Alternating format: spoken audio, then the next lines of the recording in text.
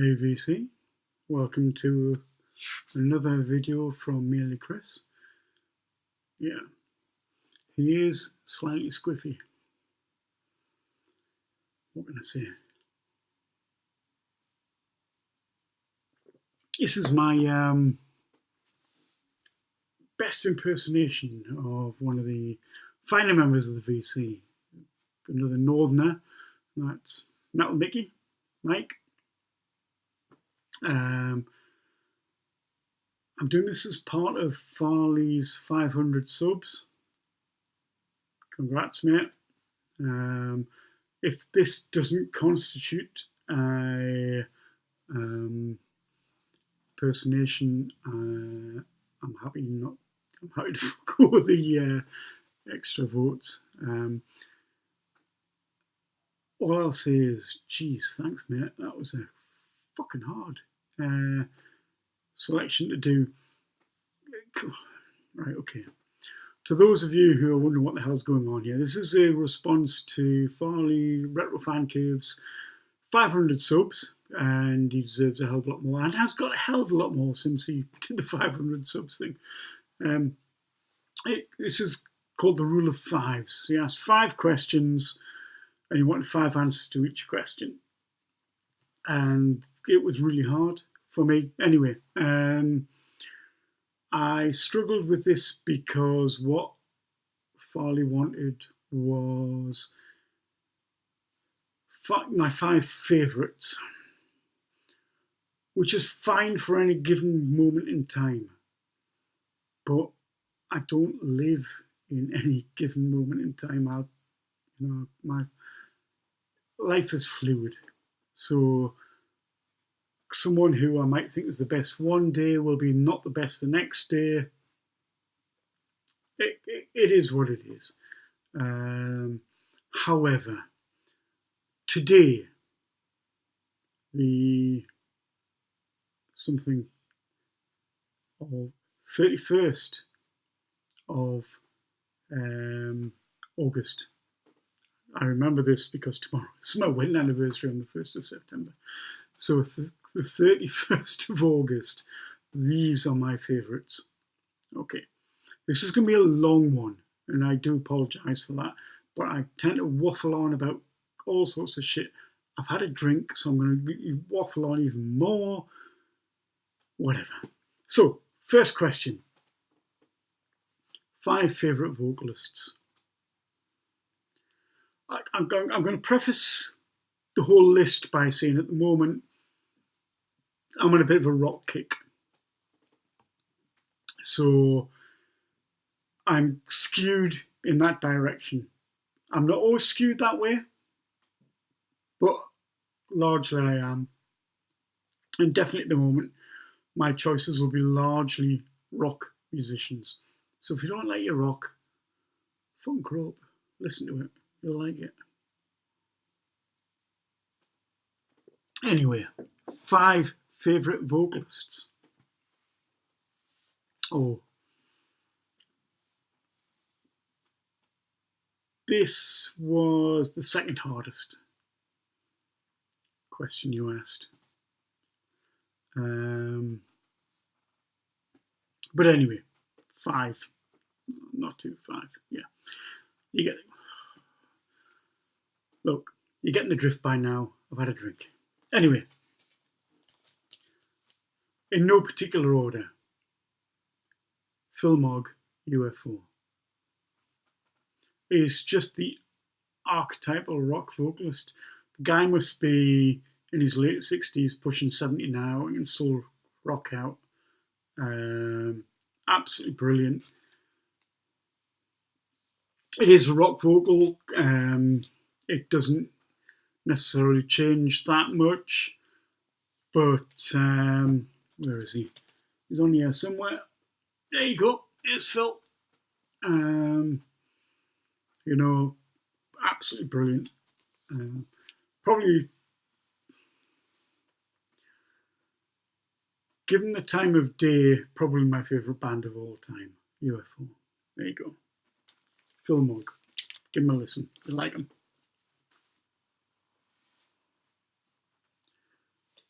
Now, I know some of you don't like this guy, and one of you in particular is not going to be happy about this, but Sammy Hagar. Brilliant. Absolutely love Sammy Hagar. I first saw him live in 1979 at Newcastle Mayfair. Saw him the following year in Newcastle City Hall, just after this album came out, I think. Can't see a date on it, but I'm pretty sure it was just after this album came out. City Hall was set up for a live recording, but his voice was a little bit off, so he didn't make the recording. I thought he was absolutely superb. Seen him several times since. Absolutely brilliant. Sammy Hagar. Just great rock vocalist. I've loved him from his days as a solo artist. I was a little disappointed when he joined Van Halen for two reasons. One, to me, Van Halen was the amalgam of the original four members. Dave Lee Roth gave Van Halen something. When Sammy joined, it wasn't the same. And anyone who tries to tell you different is wrong. It wasn't the same. Different band, but both equally brilliant. Van Hagar is good as Van Halen. And his stuff since leaving Van Halen is absolutely brilliant as well. A lot of it, particularly the first couple of albums. He's a bit of a party guy. Likes his booze. Although he's more of a tequila guy rather than beer, but you know, here's to you, Sammy. Okay, we're going to move away from a rock vein for at least a second. And the guy who's, if I was asked to have anyone's voice in history to be able to sing, other than perhaps Teddy from the Platters, I haven't put the Platters in here. Otis Redding. Otis has just got an amazing voice. Absolutely love it. The amount of emotion he can put into a vocal is superb. Otis, if you've never listened to Otis, what the hell's wrong with you? Absolutely brilliant. He did a track, and I can't remember what album it's off, called,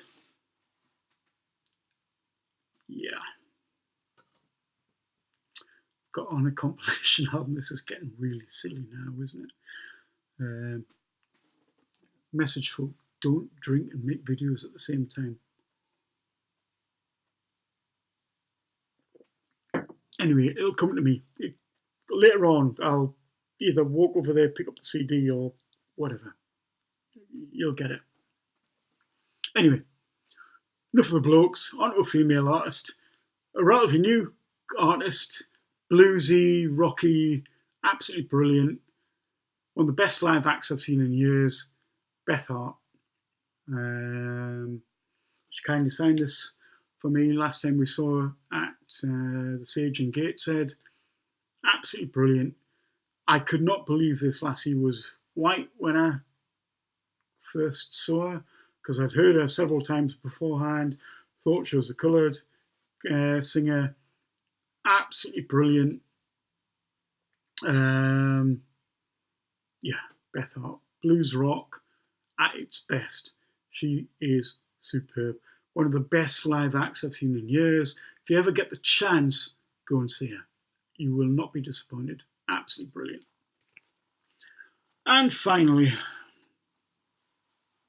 because I've been listening to him a lot recently, and he has, I'm sorry about the old nose thing, but it's either a nervous twitch or something I do when I'm drunk. Dave Byron from Uriah Heep. Left us far too soon. Absolutely brilliant. He has a range beyond compare.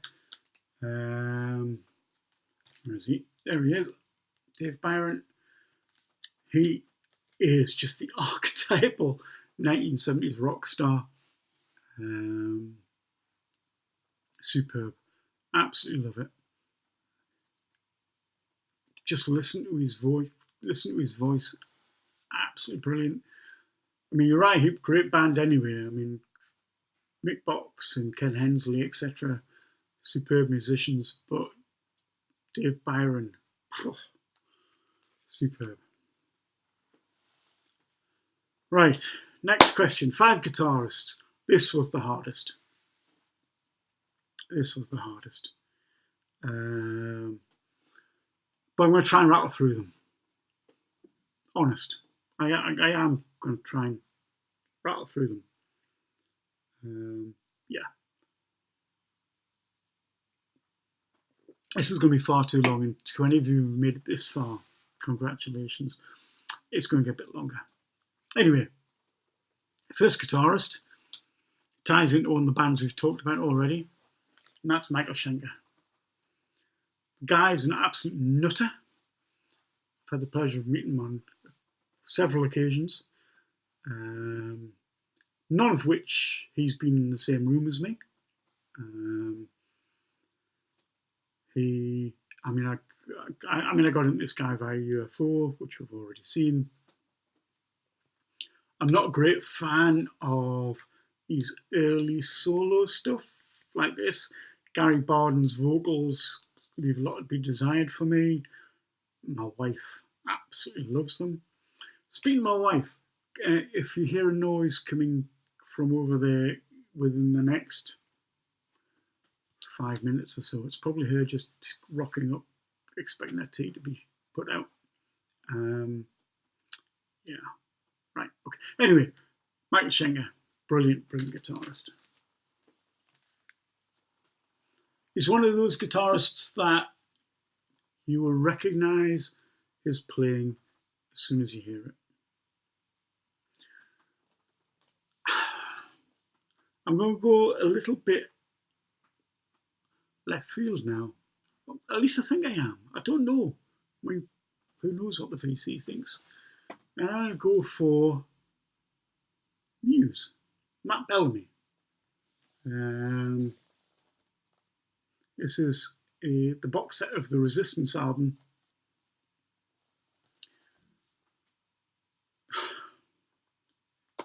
He's a brilliant guitarist. He hides it well within the music.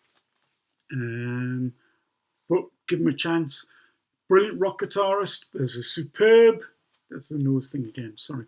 There's a superb video on YouTube of Muse playing at Reading with Brian Johnson as a guest vocalist doing Back in Black, I think it is.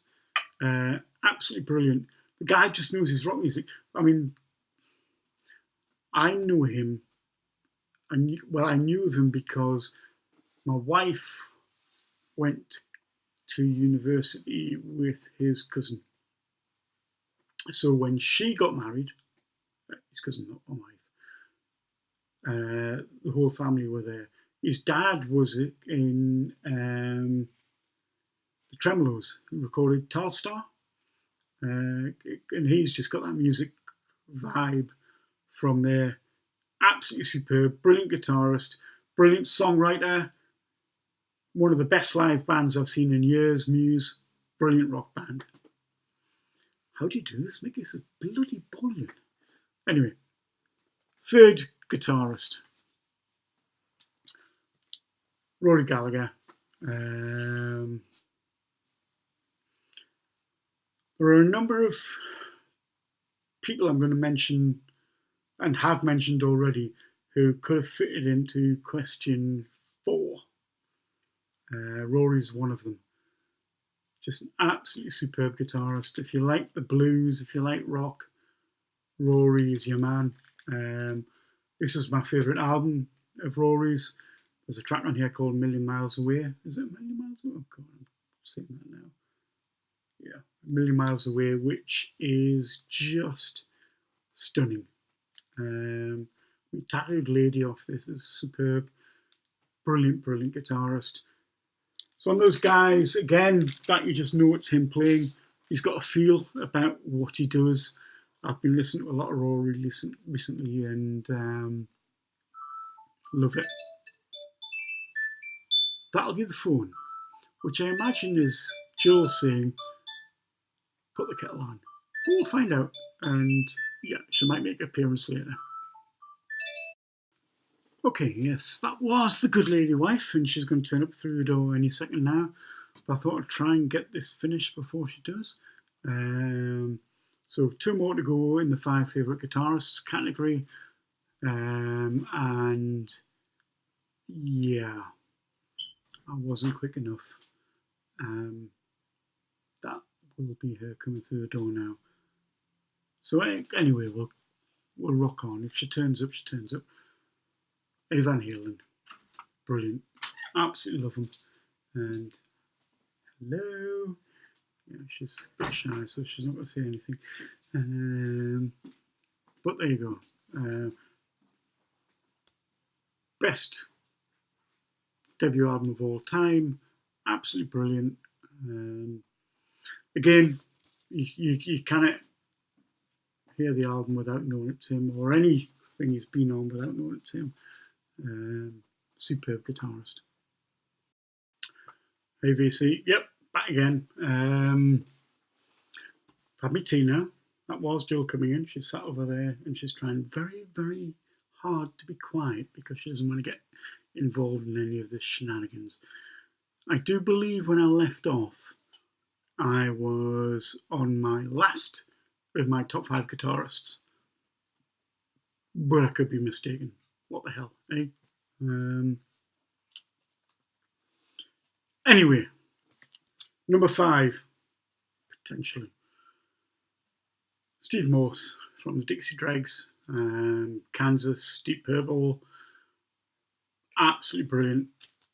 He's one of those guitarists that just has that feel about him, which you listen to him and not only does it feel effortless, but it feels worthwhile. And that's a hard thing to kind of put into words. There's something about listening to him that there is no there's no overuse of wankery. You know, what he does is about getting the sound out there. He doesn't try too hard to be technical, although he's technically brilliant. He has a brilliant feel, he has a brilliant sound, brilliant tone. Steve Morse.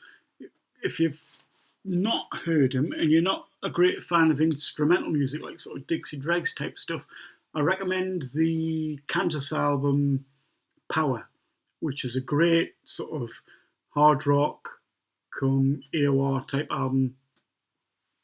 Brilliant, brilliant, brilliant album. Anyway, on to the next section, because bloody hell, this is going to go on for too long, isn't it? Anyway, favourite bassists. Like everything else I've discussed so far, it's about this. It's about gut feel, about heart. It's about what a vocalist can do for you, what a guitarist means to you when he plays a lick, what it is about it. You know, I mean, I could have named hundreds of other people in the previous 2 categories. I mean, why Tony Iommi isn't there? I mean, the riff master. And I mean, you listen to Kevin and Hell and what great lead stuff he does on there. Absolutely brilliant.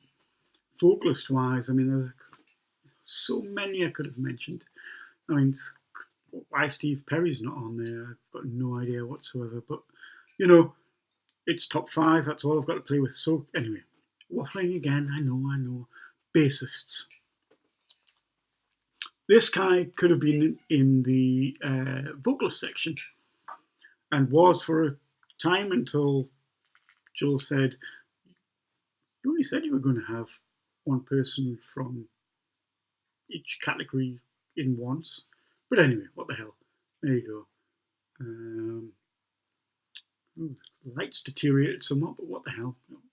You know, come on. no more than my speech has. Geddy Lee from Rush. What can I say?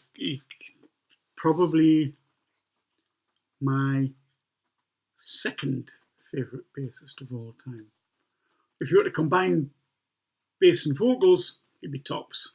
But my favourite bassist of all time is not quite coming out yet, because coming in a third is Chris Squire of Yes.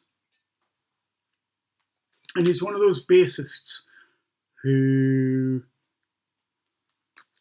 makes the bass part of the music. It's not just there to drive the rhythm or anything like that. There is something behind it. It just moves further on. Absolutely superb. I mean, is there anyone out there who hasn't heard Chris Squire? Chris Squire? Yeah. Don't drink and talk at the same time. It's not a good thing. Anyway, on to my favourite bassist of all time. Felix Pappalardi from Mountain. It's hard to put into words why he's my favourite vocalist. Oh, bloody hell. My favourite bassist. Alcohol, time, the whole shebang, yeah, it doesn't work well. Anyway, Felix Pappalardi. I mean, Mountain. To those of us in the UK, I mean, this was the double live album, of which one track appears on 2 full sides. Nantucket Sleigh Riders on side 2 and side 3 in its entirety. It is absolutely brilliant. Leslie West, superb guitarist. Could have made the top 5 guitarists, but just not what I've been listening to recently.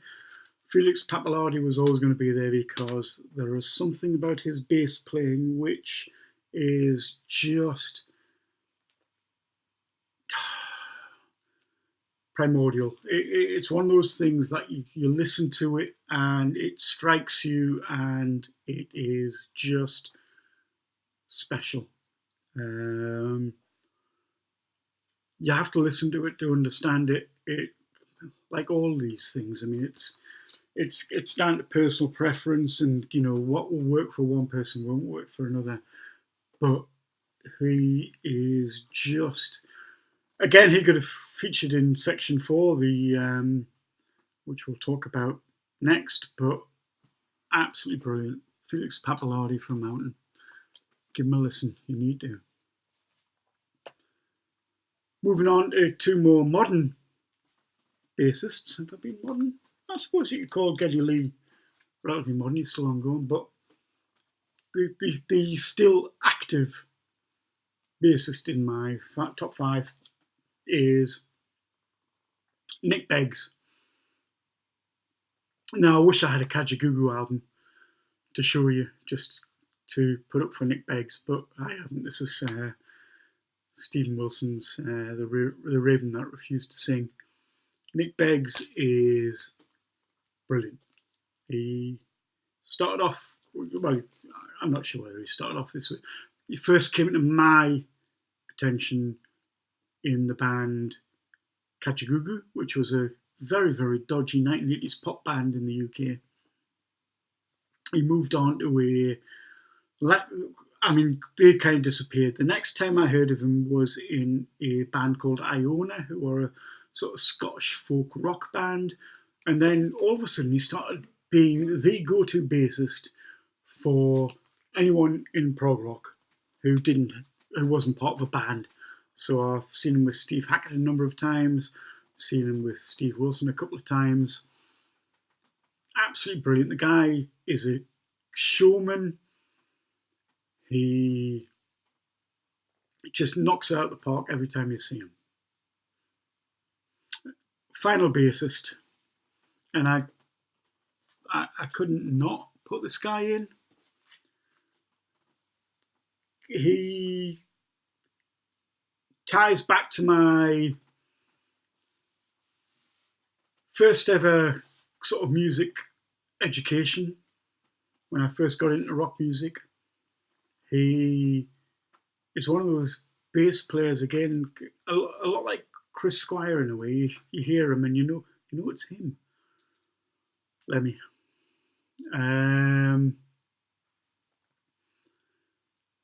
Most proficient bassist ever? No, not by a long shot. But he just... Is there a better rock bassist? I just don't get it. Motorhead wouldn't sound like Motorhead with any other bassist. Hawkwind didn't sound like Hawkwind once Lemmy left. There's something about what he adds to the music which is just special and irreplaceable, and he's a huge loss to music. Again, he could have appeared in the next section, but I've tried to cover my bases, so I'll get as many people in that could cover as many bases as possible. So, next section, section 4. 5 dead musicians who you would like to meet again, or meet, and have a conversation with, or just have a talk to, whatever. Some of these, 3 of these are meet agains for me, because I have met 3 of them before. I'm going to start with the first one. Now, this guy could quite easily have fitted into section 2, best guitarists, and that's Randy Rhoads. I have a story to tell which will appear in Andy Vinyl's Den, his 500 subs. Is it 500? Oh, possibly. Whatever his current contest is, it will appear in. That will feature both Ozzy and Randy. But he was just gone from us too soon. He was a pleasure to talk to when I met him first time around. I'd love to have a chat with him again. I'd love to have known where he went from here. He died far too young. He had obviously so much to give, and huge loss to music. Guy was a genius when it came to a riff, when it came to a lead break. It's him that made Tony Iommi step up to the mark as far as lead playing was concerned. Brilliant. Randy Rhoads.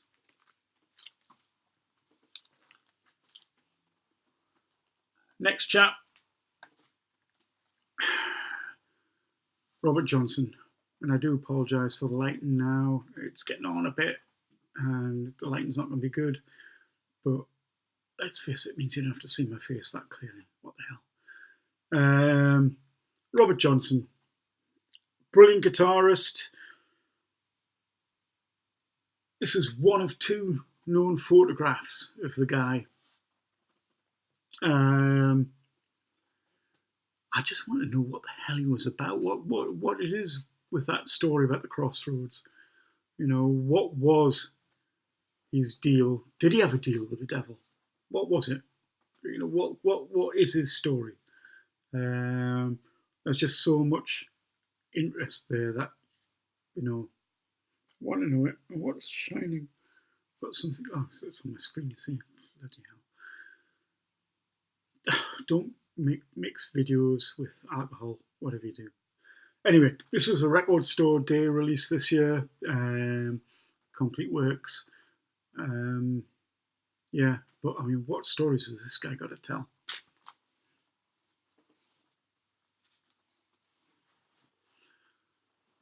I'm going back to Hawkwind now. And a guy who, to me, rescued Hawkwind in a way once Lemmy'd left. Like I say, Lemmy was a large part of the sound of Hawkwind, and obviously wasn't there at the start, but for that sort of early period through to the mid-period, he was a large part of the sound. This guy was that crossover and took the band on into different areas, different types of music, and that's Bob Calvert. And again, the lighting on this isn't great, but you know, it's either that or Listen to Me, either which is brilliant. But anyway, Bob Calvert, I'd love to know what he would have done had he not died so soon. South African poet, singer, songwriter. I mean, if you've not heard this album, Captain Lockheed and the Starfighters, you really need to have a listen to this album. It's absolutely brilliant. The guy's an absolute genius. He was the driving force behind sort of mid-period Hawkwind, around sort of Quark's Strangeness and Charm, Astounding Sounds, Amazing Music, all that kind of stuff. Brilliant. I'd love just to have a chat to find out where he was going to go next. I had the pleasure of seeing him on a solo tour not long before he died at Newcastle Riverside, and I've got a CD copy of that concert, which is god awful because you can barely hear anything, but I can put it on and I can hear it all, and it's great. Bob Calvert, I'd love to have a chat with him. I've obviously met Bob before, so met Randy, met Bob, not met the next guy.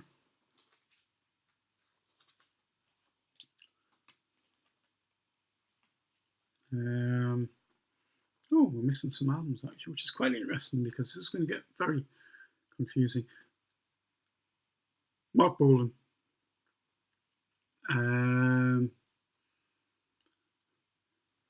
In a tie-in to Bob Calvert, one of the last times either of them have played on TV was part of Mark Bolan's TV show where Hawkwind, or were they Hawk Lords at the time? Must have been Hawk Lords, I think. You can find it on YouTube. The coverage isn't brilliant, but it's on there. But again, where the hell was this guy going to go? What was he going to do in the future? Because, you know, I mean, what he was doing and the way he shaped his music up to this point. And this is a compilation album, but, you know, I mean, absolutely superb. Brilliant, brilliant musician. Amazing guy to read about, and if you ever get a chance to listen to when you've and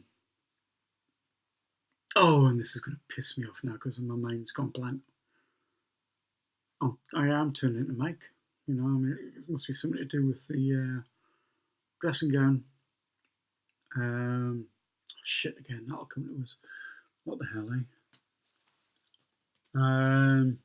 Right. This is going to be an album that fits into two categories. So this is my final dead person meetup, and also fits into the next category, which is 5 albums that define you.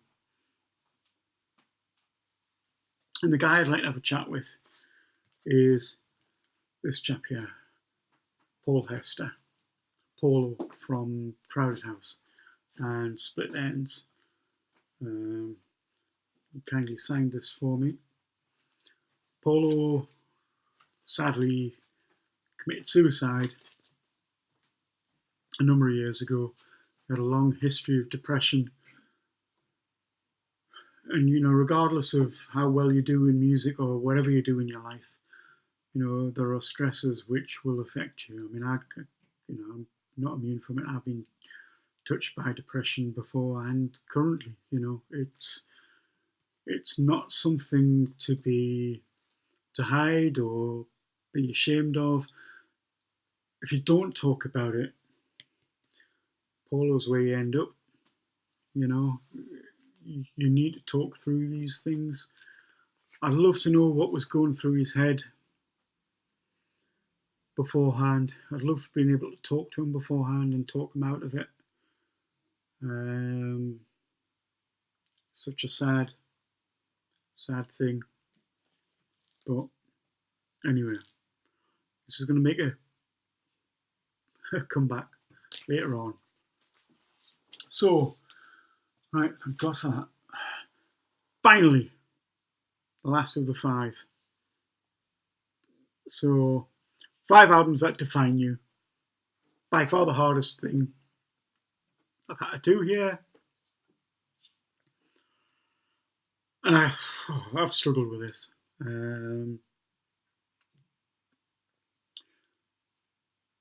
Music doesn't define me. There are bits of music which fit in timelines within my life, but I've never felt it defined me. So I've tried to think of a number of things which kind of pointed me in directions or reflect the way I deal with life or music collecting or whatever. So, an album that, if you watch my videos, you will have seen several times. I make no excuses for showing it again. The first album I ever owned, that wasn't some crappy K-Tel compilation or anything like that. It's the first album by a band I ever owned, and it has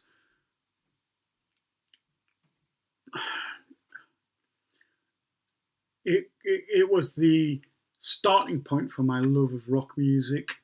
It has stayed with me forever since. It's an album that ties me very closely to my wife, who at this point I can't remember whether I said it's our wedding anniversary tomorrow or not. If I have already, I do apologise. It's not something I like to shout about, but hey ho, 27 years, in case you're wondering. But anyway, Rush, 2112, first album I ever owned, and it guided me down that path of rock music. It was just a beacon. It led me down that path. It was the lighthouse that guided me down the right path. So there you go.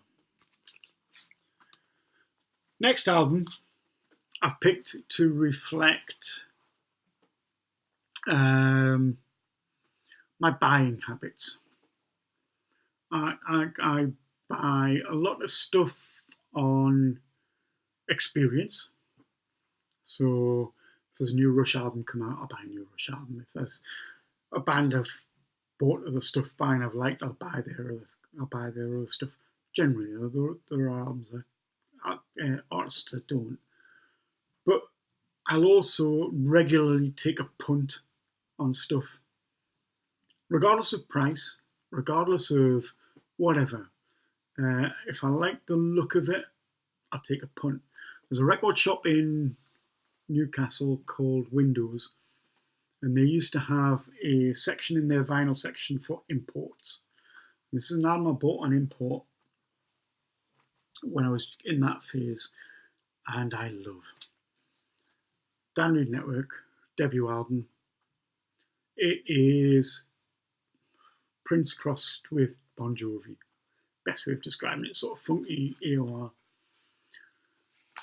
Dan Reed, as a man, is immense. He is one of those chaps who you instantly warm to. There's something about the chap who that just makes you want to spend more time with him. I met the band. Met the band a number of times, but this is the first time I met the band, and they signed the inner sleeve. For some reason, I wanted them to sign the inner sleeve and not the outer sleeve. I can't quite work it out. So what's that? That 18th of the 7th, 1990.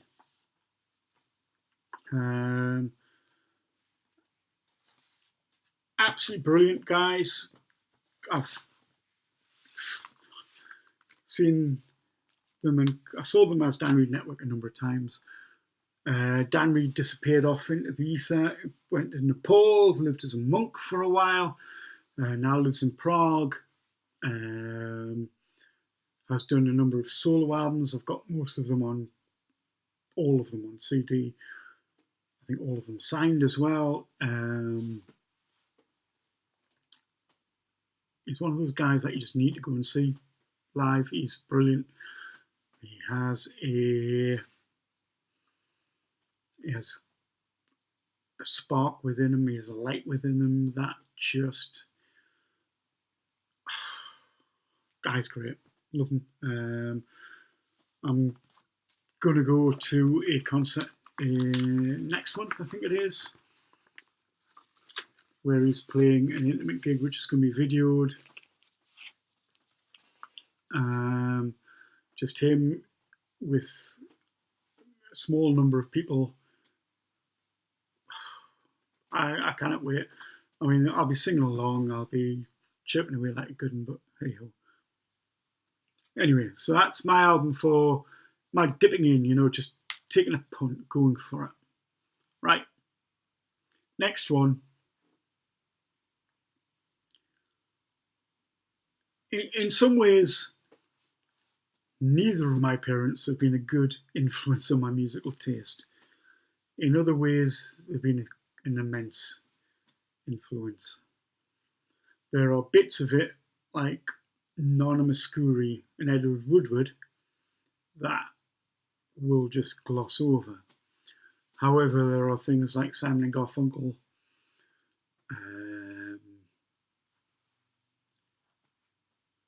when your brain goes dead. Simon and Garfunkel, John Denver, and this band, Steel Eye Span. Maddie Pryor, I mean, this is a lenticular kind of cover. There's an insert that if you look through some hole punches, it looks like Maddie Pryor, trust me. But Maddie Pryor's vocals, again, she could have featured on my top 5 vocalists of all time. Absolutely superb. But this is my folk influence. I listen to a lot of folk music, and I can't but help thank my dad for playing this to me, because it made it one of those things that wasn't disconcerting. It wasn't out of the usual. While all my friends will listen to rock music or prog or whatever, I got to listen to some of this as well. And yeah, as a kid, I might have railed against it a little bit, but there was never once I didn't deny that it was great, great music. This album in particular is superb, and it might just be time and a place. I don't know. But Hard Times of Old England is brilliant. Bachelor's Hall, Black Jack Davy. I mean, the most well-known track off this is All Around My Hat. Jill and I went to see Steel Eye Span last year at the Sage in Gateshead, and Maddie's voice isn't what it was, but bloody hell did I have a good time. Nearly there, folks. Penultimate album, and we'll come back to this one. And this kind of defines my love of pop music, a well-written pop song.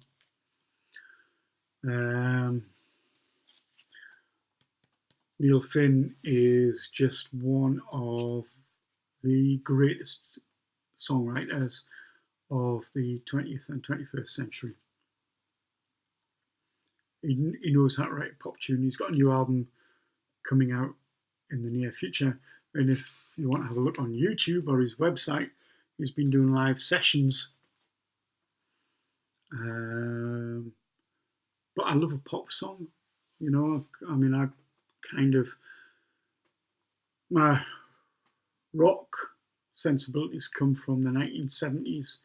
My pop sensibilities come from the 1980s.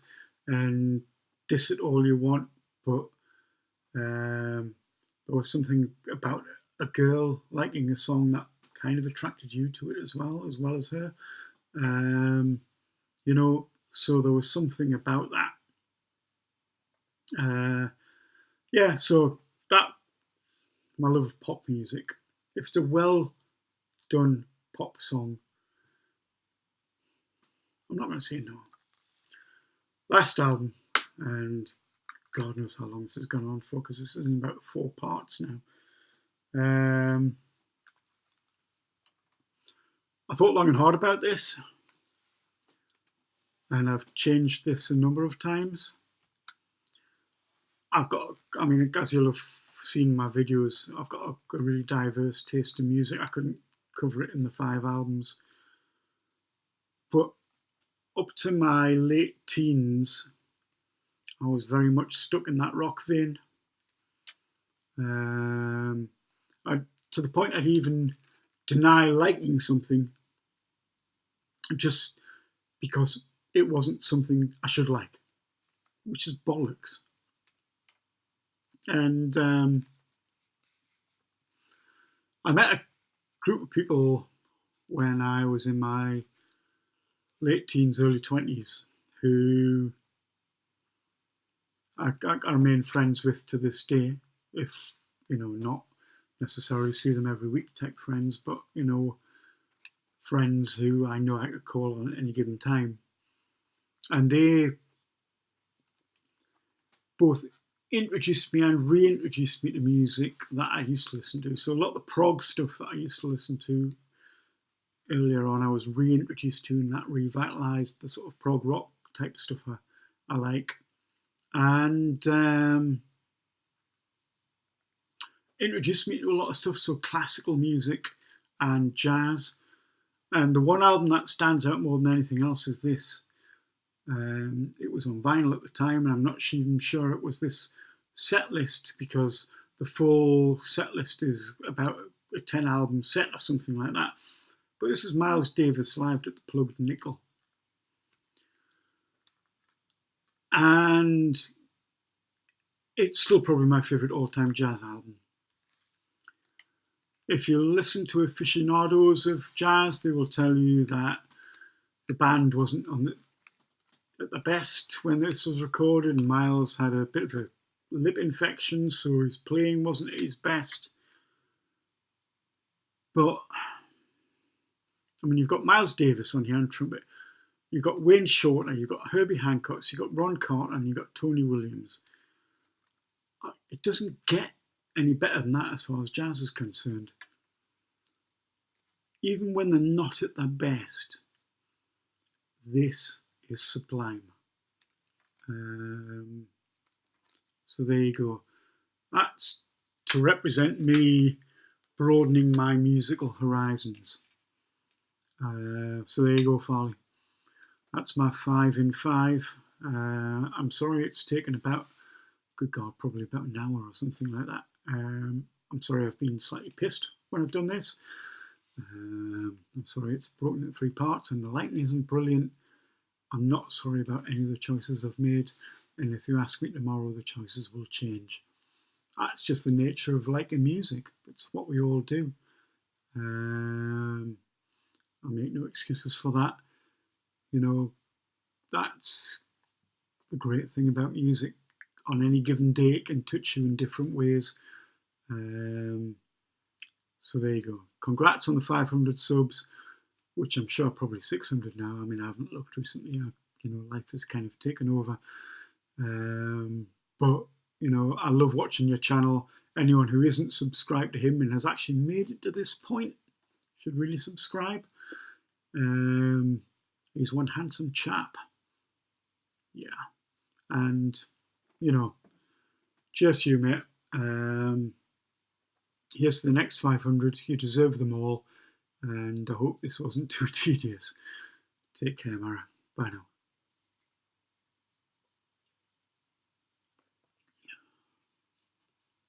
Who do you see? Future Chris here.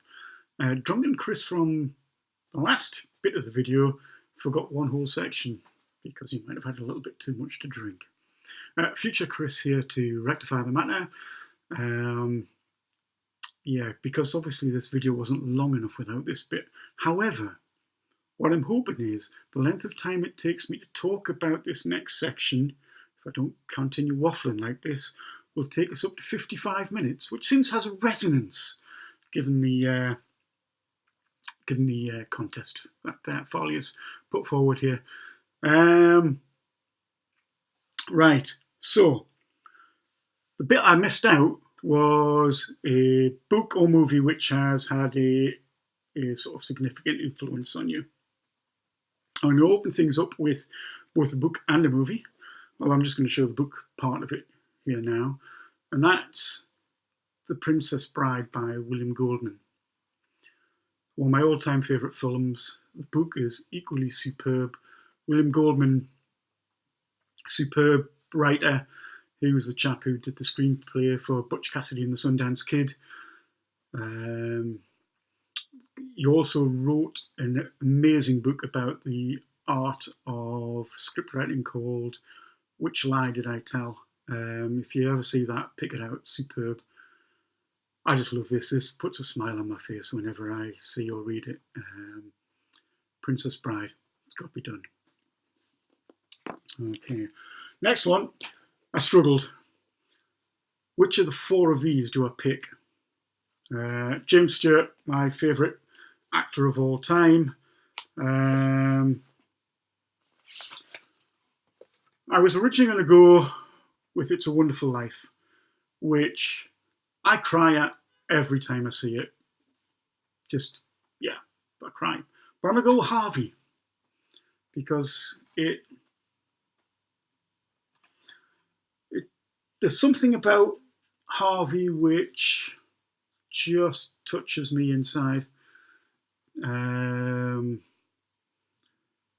innocence of Jimmy Stewart's character, the humour within it, and the underlying sort of story that, you know, madness or mental health, whatever, how you want to call it, isn't necessarily a bad thing. I love it. Harvey. Okay, so what's that? That's 2. 3. I haven't got a copy of this. Well, I have, but I've lent it out to somebody, and it's a book. I will put the cover up here. This is a book by William Horwood called Scalagrig. He wrote it as a result of trying to understand his daughter who had cerebral palsy and the problems of the communication and how she was perceived. It's a very, very, very touching story, quite harrowing in places. Taking place in northern England from the early 20s through to modern day. It's got interweaving timelines. Beautiful, beautiful book. Touched me immensely. Scalagrig, William Horwood. Probably my favourite movie of all time, Lawrence of Arabia. Just beautiful. David Lean, absolute masterpiece. I've been a huge fan of this film. It's led me to read an awful lot about T. Lawrence. Man was an absolute genius. Anyone who rides a Bruff Superior can't be bad in my book. But there you go, Lawrence of Arabia. And finally, a little bit more light-hearted perhaps, something, I'm a huge fan of 1980s teen comedies, John Hughes in particular, and I just picked this one up because it was the first one I came to, Some Kind of Wonderful. Brilliant, of a time and a place, but there was something about John Hughes movies, whether it be Ferris Bueller, 16 Candles, Breakfast Club. Yeah, just quite happily watch them all over again. So there you go. There's me missed section. Yeah, I think I'm going to get around about the 55 minutes. We'll see. I might cut some of this off if we need to. Okay, cheers, Farley. Over and out. I mean it this time. Really, over and out. Bye now.